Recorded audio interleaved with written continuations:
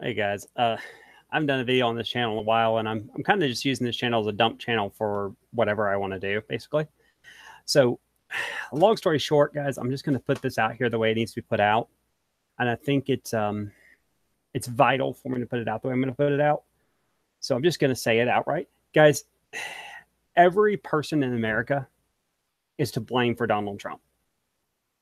I'm tired of hearing about how he gives Nazi dog whistles, and that's why there's Nazis coming out. No, we're responsible. Guys, we are responsible for the storm that created him. And we are responsible for the fallout. And I know this is mean to say the way I'm going to say it, but I'm just going to say it this way because it needs to be said. We created a monster, knew that it was a monster, and now we're complaining. We're like the doctor in Frankenstein. We knew we were creating a monster, but we thought we could control it, especially if we're on the right. If we're on the left, we're like the townsfolk. We're all surprised that the doctor's creating a monster. Not really, but I mean, we're going to act like we are. And meanwhile, Donald Trump, I hate to cast him in this role. He's Adam. He's the monster. He is doing the best he can with what he has.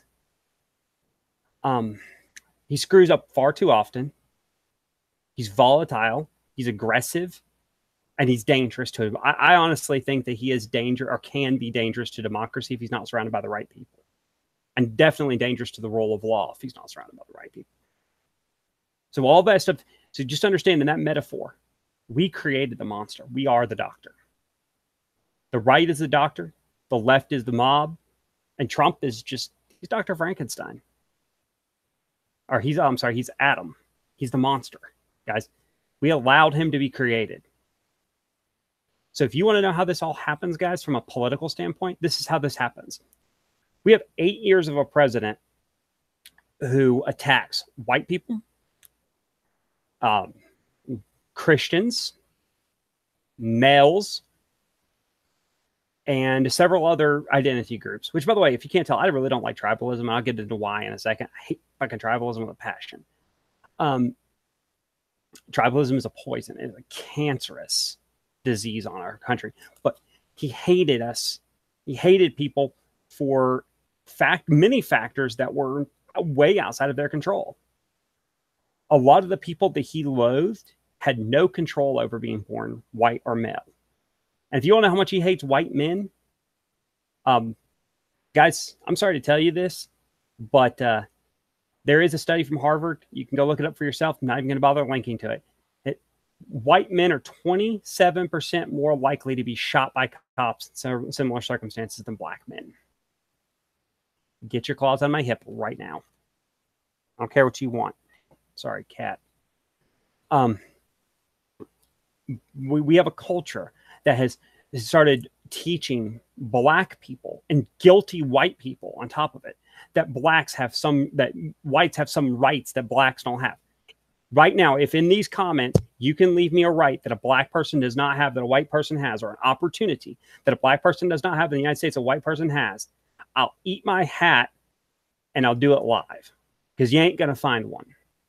If anything, we're starting to discover that black people have way more rights than white people.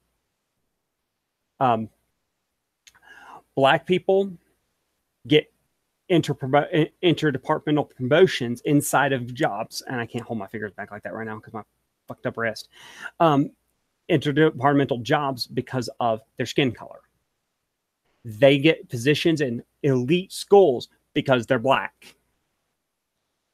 They get passed over for criminal behavior that would get you arrested if you're white. Police will not go into predominantly minority majority communities because of the color of people's skin. The only thing you can claim are privileges for white people is they don't go to jail as long as black people. By the way, did you know that they get 60% more time for the same crime as white people? Part of that problem is that has to take into account the fact that they've been previously convicted of other crimes as well. BJS studies have proven that people who commit crimes that are in similar situations tend to serve roughly the same amount of time, unless there's aggravating factors. Get your claw to my thigh. God, I don't like you right now. Why do you think I want you sitting on me? This one right here is the devil. Don't let her little cute face throw you off. She's Satan. Beelzebub. Actually, she's Belial. I'm sorry. She's the Prince of Lies. Anyways, but the idea that black people go to jail longer than whites, that's nonsense.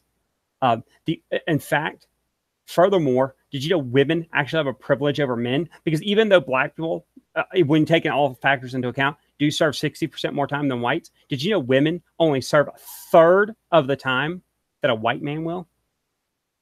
For the same exact criminal behavior, same exact circumstances. You want to know how that works? Go look at rape among teachers. A male teacher goes out and has sex with a female student. He'll get 2 to 3 years in jail, up to 2 to 3 years in jail. A female teacher does the same thing. She won't serve a day in jail. Period. It's called double standards. That's the crap that created the storm that gets us Trump. Because white men, in particular, white straight Christian men, felt that this country was aligned against them. He tapped into that.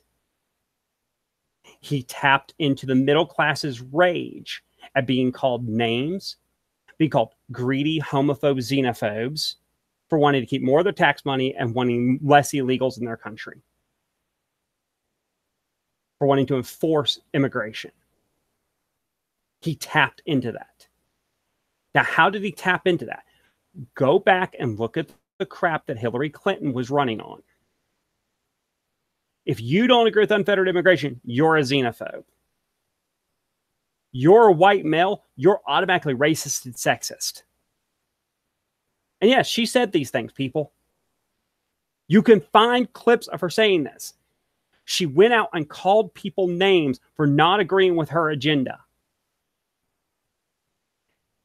And you can say what you want. That's how we got Trump. And she was a direct result of Obama, who in 2012, let's make absolutely zero mistakes about what Obama ran on in 2012, okay? Obama ran on a platform that Mitt Romney hated women, hated minorities, hated immigrants. I know this because I've written an entire paper for college, and it was a very long paper. I think it was like 12 pages or so. Okay, what is short paper on how Mitt Romney lost? Okay, Mitt Romney lost because while he was trying to be the nice guy and talk about how great of a person Obama was, but just bad policies, Obama was running ads about him pushing grandma off a cliff, strapping dogs to the top of cars, and putting black people back in chains. Okay? Obama was a racist. Let's settle that debate now. He was racist. End of story. Obama was a racist. He hated white people. He hated Christians. And he hated straight people. And you can see that by his actions. I don't have to get into all of them because God knows there's more than enough evidence out there to prove what I'm saying. I'm sorry, guys. He filed briefs against people like Jack Phillips. He tried to punish Little Sisters of the Poor for daring to try to claim a religious exemption to Obamacare. Guys, I really, what else can be said for this guy? He sent representatives to Michael Brown's funeral and refused to do so when several cops were killed defending protesters who were protesting against how the police were evil. These cops died defending people who hated them. And he still wouldn't send a fucking representative to their funeral because Barack Obama cared more about the color of skin than he did about the content of the person that was involved. Michael Brown was a thug. The more evidence that came out at that grand jury, in which, by the way, I've read parts of that grand jury. I haven't had a chance to read all of it. It's very, very long. It's over, I think it's like 500 pages. It's a novel, guys. It's very, very long. Lots and lots of evidence came out during that grand jury testimony that Michael Brown was a thug. He was a punk who robbed a grocery store or a bodega, punched a cop in the face, tried to steal his gun, was ordered to stop, turned around and charged said cop after assaulting cop. The cop had every reasonable expectation to believe he was in harm's way, okay? And then what did our country do? Our country doxed that cop. Our media published his home address. He had to vacate his home address and move out of state because of what our country did. Now, you explain to me how that does not arrive at the kind of crap Trump was saying about our country, about our media. If you could explain it, I'm open to it, because I'm going to tell you something. I study this stuff all day long for multiple days per week. This is what I want to do for a living, is study this kind of stuff. Michael Brown was a thug that Barack Obama cared more about the fact that he was black than the fact that he was a criminal. Go look it up for yourselves, guys. I'm not going to do all the work for you here. Not going to do it. You can read the grand jury reports for yourself, the highlights anyways. I would suggest finding the highlights of it. It's pretty messed up, some of the things that they found out. Like the fact that his friend wasn't even there when he assaulted the cop and he lied the whole time. Yeah, by the way, you want to talk about black people get punished worse than white people? You know his friend didn't go to jail for lying to a grand jury? Did you know it's perjury? That's a very serious crime. Super serious. And I will bet you bottom dollar if a white kid did that, you better bet your bottom dollar he'd be in jail tomorrow. And please, for the love of God, don't bring up Brock Turner. Do you know that Brock Turner's sentencing was within California sentencing guidelines? I didn't know that until, one, I read Ben Shapiro say it. Two, I looked it up after I read that because I didn't believe it. It is. His sentence was within sentencing guidelines as outlined by the California Penal Code. Got a problem with the way he got sentenced? Take it up with the Penal Code, not white people. I let myself get swept up in that. It's bullshit. So anyways, guys, back to kind of what I'm thinking about here, guys. How do we get Trump? That's how we got Trump. We got Trump because of rampant racism, sexism, heterophobic, ridiculous shit that went on for 8 years. Right? And then during the 2016 election, it got worse. It got worse and worse and worse on the left. I mean, part of what we heard from the media and the left was, if Trump wins, they're going to roll back Roe versus Wade, which, by the way, they probably are now with Justice Kennedy announcing retirement. If he announces an originalist, Roe versus Wade could be dead. Thank you, Jesus. Secondly, they were concerned that they weren't able to railroad male students in higher education with these faux kangaroo courts anymore. These are real concerns they brought up during the election. And I'm not talking about Hillary Clinton. I'm talking about the left writ large. They were worried that cake makers might be allowed to actually use their freedom of speech and freedom of association rights to not bake cakes for events they felt were against their morals. These are things they were worried about, guys. They weren't worried about the $19.5 trillion debt Obama was going to leave us with. Actually, it's now like $21.5 trillion, but, you know, with splitting hairs, at least Trump hasn't added to the debt in record time. I mean, he's still adding to it, which is pissing me off, but it's not record time. Obama doubled our national debt in 4 years, for the record, just for the record. They weren't talking about how unfettered illegal immigration was affecting our economy. The stranglehold of over-regulation was killing job markets. They were worried about the fact that they weren't going to be allowed to force you to condone same-sex marriage. And then comes along Trump. At the end of 2015, beginning of end of 2016, I'm sorry, in June of 2016. Comes down that golden elevator to announce his candidacy. And he comes out swinging. He attacks their defense of illegal immigrants. He attacks their defense of thug black kids who get themselves killed by cops. He attacks their defense of Roe versus Wade as the highest sacred duty of the left. He basically assaults leftism. and he attacks it, and he taps into a feeling, not just on the right, but in the middle as well, that this previous administration and the left writ large does not care about you. If you're not black, you're not an immigrant, you know, if you're not poor, they don't care about you. All they care about is making themselves rich off the back of people who are too, basically, on his assessment, were too stupid to see what the left was doing to them. That's kind of where he came down on. Was it right? Not necessarily. I don't know if that's necessarily true. There's plenty of rich white people that vote plenty of rich black people too that vote for Democrats every election. They could run a fucking pineapple with a D after its name. They would vote for it. But that's neither here nor there. So Trump comes down off that elevator. He basically says, this is what the left stands for, and I'm going to run against it. And I honestly think Trump entered the fray for a lark. I don't think he really thought he was going to win. I think he thought he'd be out probably by New Hampshire, maybe a little later.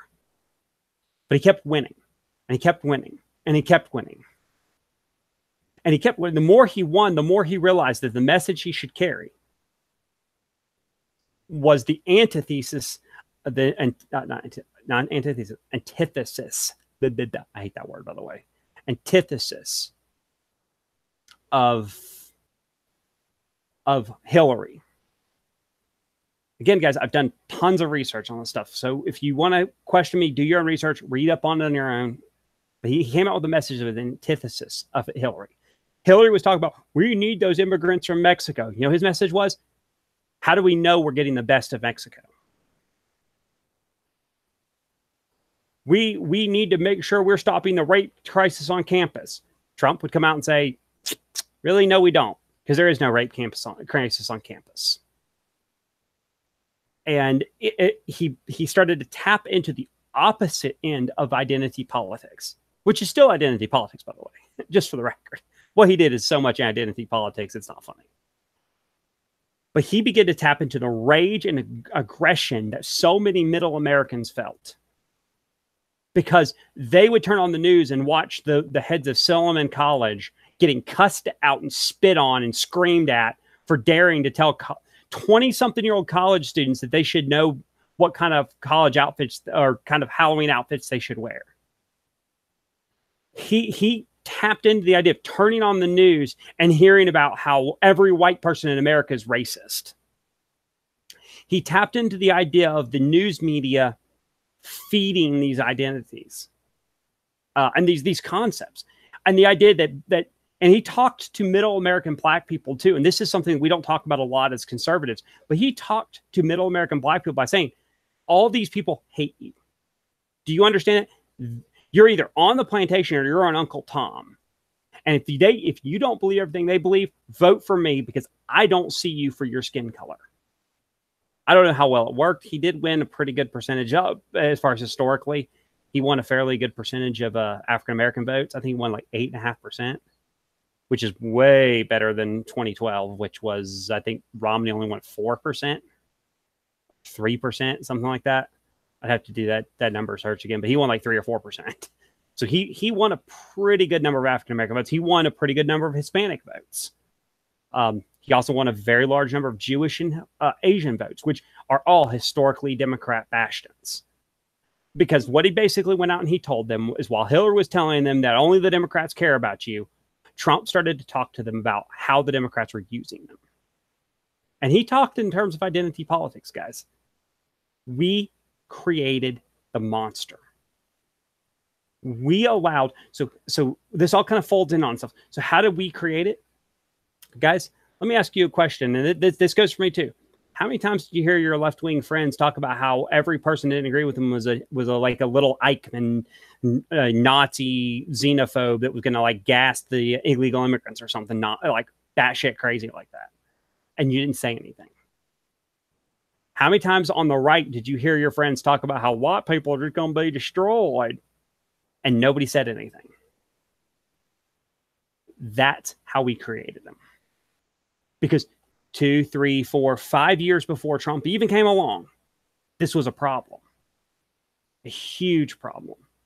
And we just didn't say anything. We didn't care. We ignored reality in favor of appeasement. from the right, we laid there and we let them talk about us like we were monsters, like we were these soul crushing, soul like baby stealing monsters or something.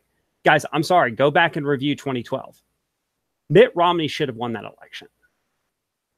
By all metrics, Mitt Romney should have won that election. You know how he lost? He lost because he tried to be too nice. He tried to be Michael Dukakis.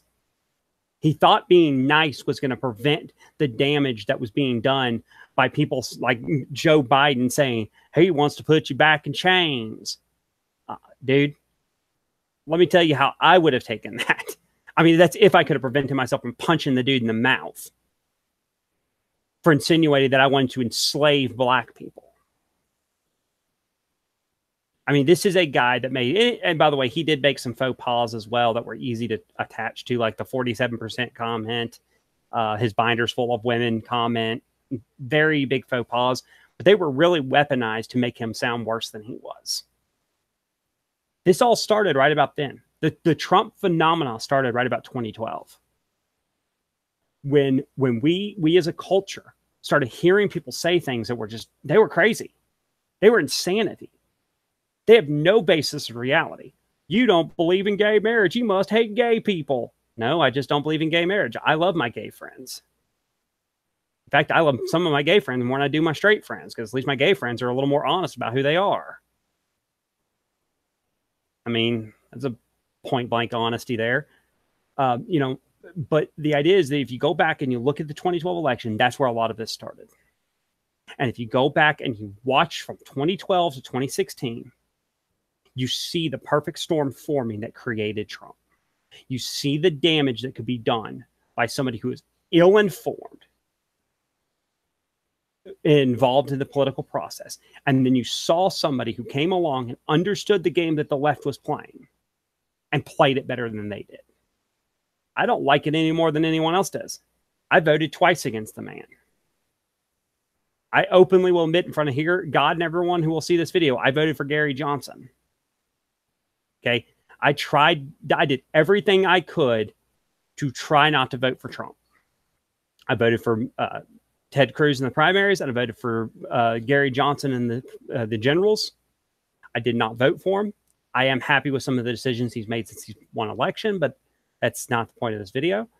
But guys, I'm tired of hearing about, well, we got Trump because of Nazis, there's white supremacists. No, we got Trump because nobody, 5 or 6 years ago, nobody was willing to call out the blatant racist, sexist, heterophobic, nonsensical crap coming out of the left. And nobody was doing anything to stop the rise of some of these crazy extreme right groups advocating white genocide and stuff like that. Listen, Richard Spencer didn't happen overnight. These white supremacist groups that have kind of formed, the alt-right and some of the groups that are involved in that, didn't form overnight, guys. I hate to say this because I don't agree with Jim Butcher hardly anything politically, because I think he's a far left loon at times. But he's right about this. Because nobody has said anything and nobody wanted to do anything that would offend those people.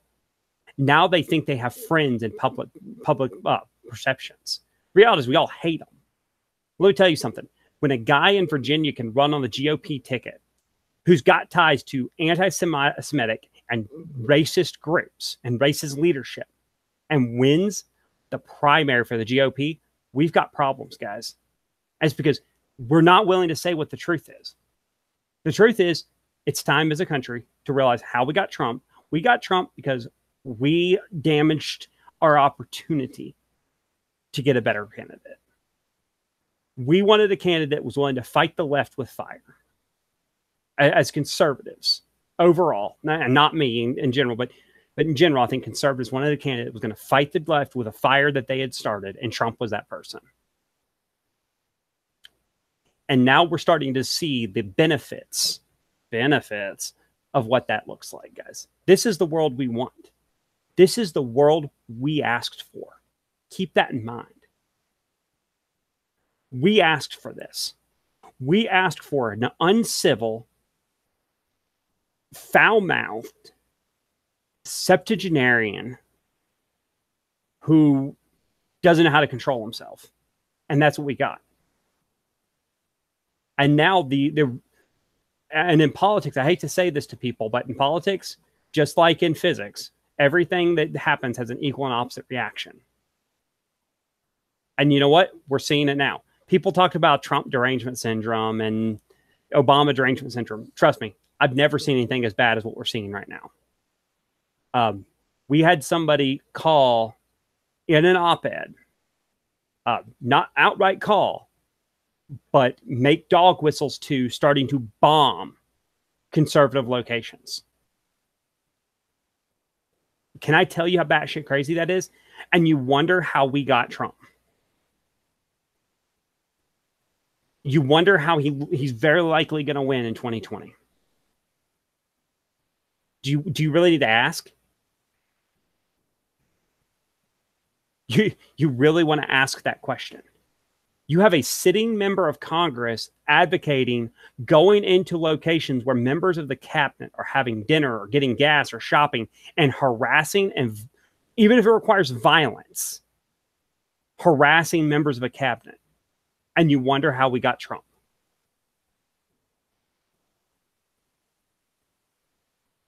Like I said, nobody in this whole situation is innocent. We all have to take our responsibility for the fact that he exists. And the only way that we're going to prevent anything like this happening in the future is calling our side of the aisle, whether you're a leftist or a right winger, doesn't matter, to task when you see this batshit crazy stuff going on. Let me make this clear. The reaction to Maxine Waters was appropriate. She needed to be called to task because she's crazy. On the right, you know what, guys? I really beg of you, if you're in Virginia, write in a better candidate. Seriously, write in a better candidate. I mean, I didn't hold out a lot of hope of beating Tim Kaine anyways. Tim Kaine's pretty popular, but please, guys, don't vote for an anti-Semitic racist. Don't do it. Guys, for the record, also, if you get a chance to vote in the primary in Missouri, and you're on the Republican side, please, please, please, please, please vote for Austin Peterson. Josh Hawley is getting a big push by the very establishment wing of the party. Mitch McConnell and those guys are really pushing for Josh Hawley. Austin Peterson has a lot of grassroots support. And all internal and external polling from his campaign and outside of his campaign is saying that he can beat Claire McCaskill. And he is going to put principles above party, which is important right now, guys. That's a vital thing. Don't just vote for somebody because the party tells you to. Think for yourselves. And if you really want to prevent another Trump, start to take responsibility for the things that are said and done around you. I unfriended people over their fanaticism over Trump. I do not regret it. I will never regret it. You are not going to come on my Facebook wall and assault people because you like Trump. You're not going to insult me because you like Trump. I try not to fight dirty. I do lose my temper and fight dirty, but I try not to. I try to fight with facts and logic. Guys, like I said, this whole video is just a reaction to being tired of just hearing about, we got Trump because of Nazis. No, we got Trump because all of us sat there on our hands when we saw people acting like assholes and insulting people left, right, and center and making people feel disenfranchised for being who they were. All Trump had to do was come along and fish hook those people, man. That's all he had to do. All he had to do in places like Iowa is convince Iowans and Illini people, the Illini and the Ohioans and the Michigonians, that he cared about them, and he cared about them in spite of their skin color, and he cared about them in spite of their socioeconomic status and their political affiliation. And that's what he did, guys. I take my word for it or not. Like I said, what do I know? I just study it all the time. I'm less than 6 months away from having my degree in it. So I Don't trust me all you want. You can do your own research and you'll find out I'm telling you the truth. By the way, did you know this is that's one of the things that Nate Silver found? One in his little, well, I say little, it's a huge 5-part series about how they got Trump and how they missed Trump. One of the things he came to the conclusion of was they missed Trump because they missed how pissed off Americans were getting with being called racist and sexist and homophobic and stuff all the time. They missed that. So, like I said, take my word for it or not, guys. This is my 2 cents on how we got Trump. This is how he's going to win re-election in 2020 because people, especially on the left, are not calling for any form. I don't care about civility. You know what? You don't want to be civil? Go ahead and be uncivil. And in the end, it's just going to bite you in the ass. But let me tell you something. You do need to be united as a country, and you should be united against hatred and bigotry in its purest forms. I really don't care who you are. I don't care who you vote for. I don't care what political affiliations you have. If you want to know how,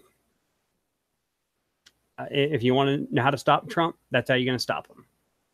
You have to show people you actually care about them in spite of who they are, in spite of what they are. Anyways, guys, leave thoughts, comments, questions, anything in the comments. If it is negative and is an attacking comment and it is very inappropriate, I will delete it and block people. I have zero problems doing that.